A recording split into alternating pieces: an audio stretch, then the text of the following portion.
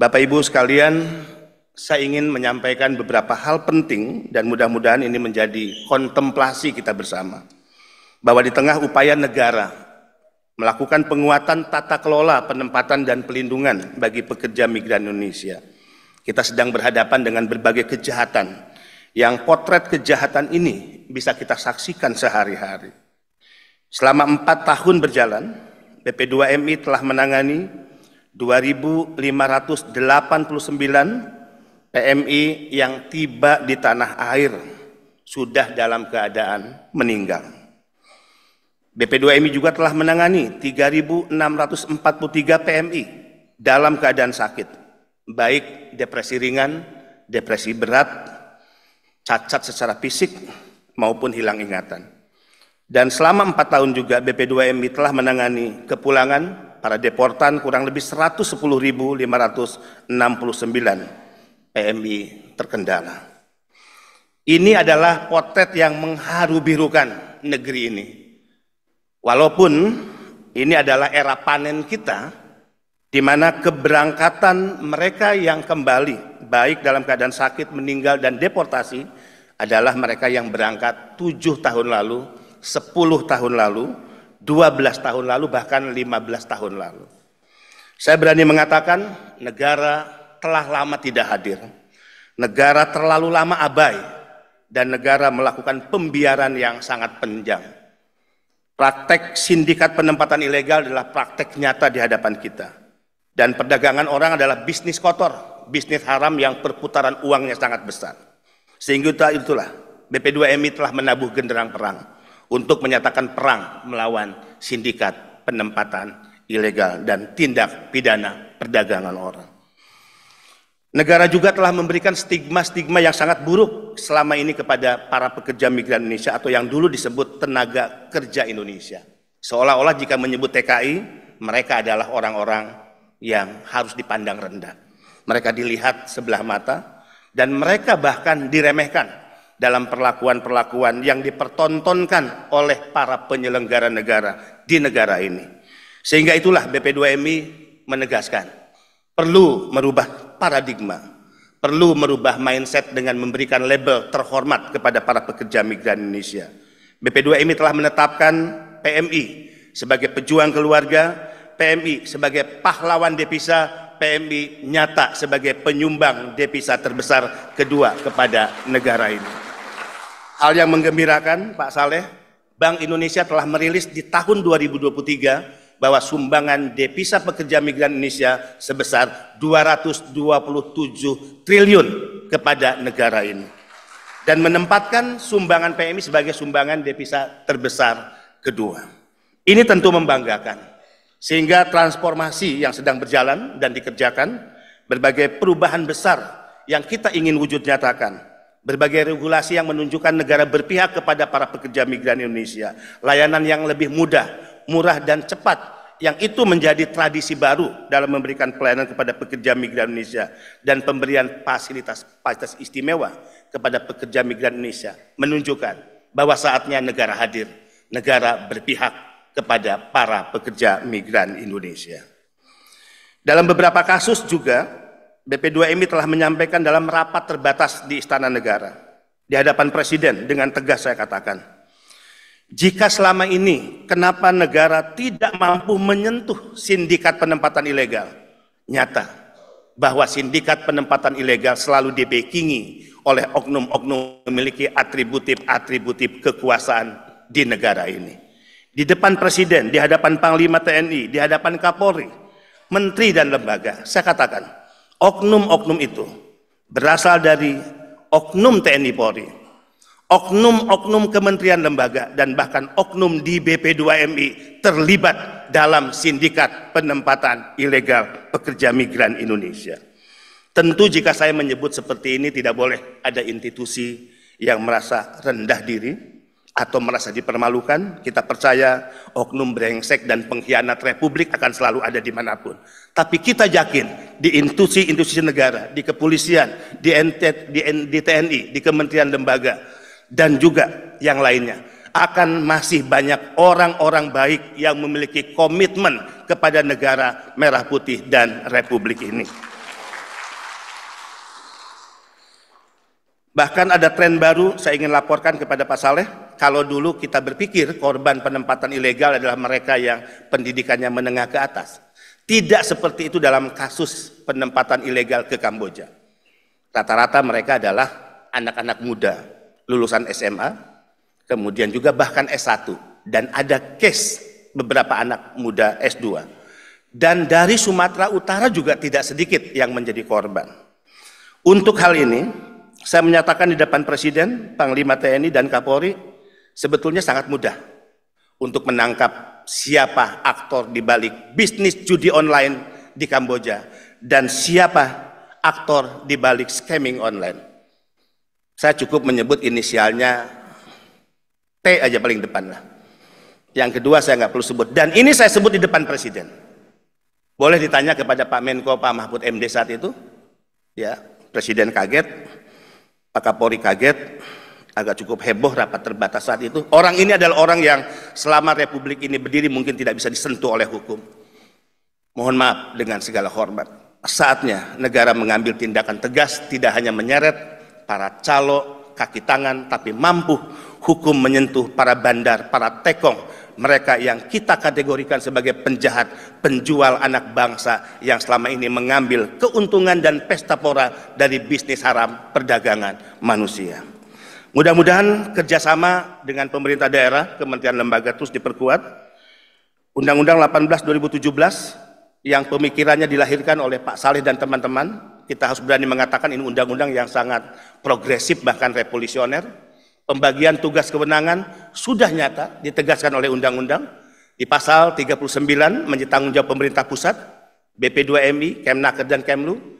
Di pasal 40 tanggung jawab pemerintah provinsi, ada 9 tanggung jawab di dalamnya.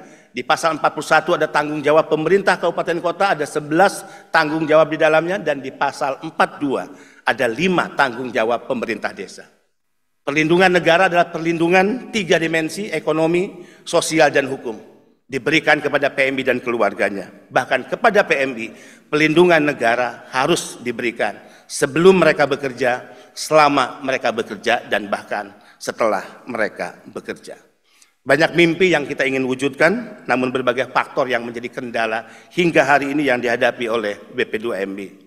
Anggaran sudah pasti, Komisi 9 terus memperjuangkan dan memberikan dorongan serta motivasi, tapi yang lebih penting adalah sinergi dan kolaborasi antar kementerian, lembaga, pusat, dan daerah yang ini terus kita perkuat. Lahirnya kawan PMI diharapkan dari mereka yang memiliki integritas, tokoh-tokoh pemuda, pegiat kemanusiaan di setiap kabupaten kota.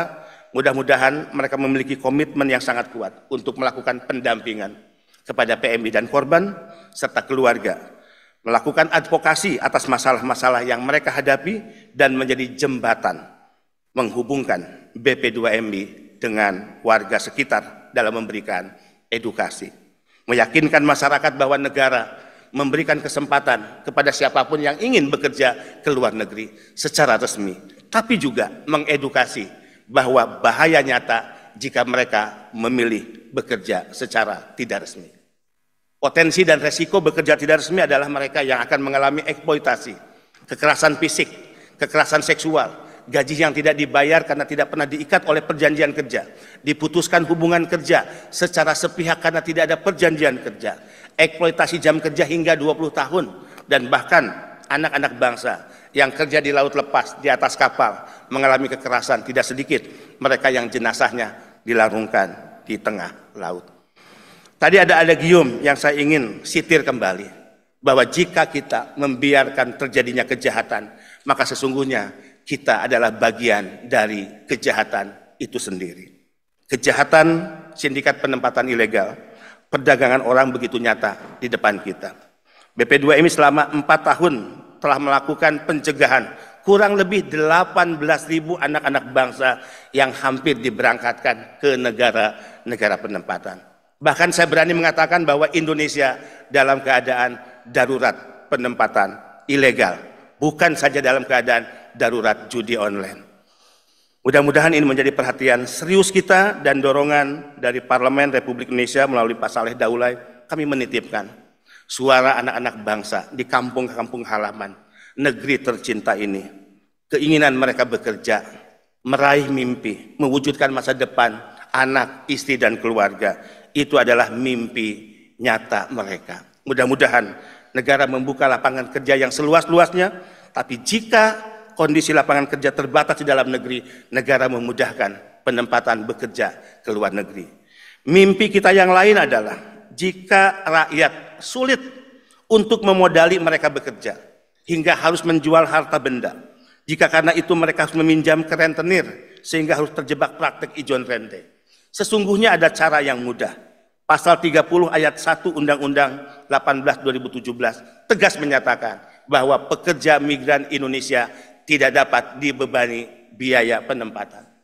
Biaya penempatan itu adalah biaya yang dikeluarkan sebelum kerja untuk pengurusan paspor, pengurusan visa, biaya pelatihan, medical check up, dan juga tiket untuk mereka terbang ke negara penempatan.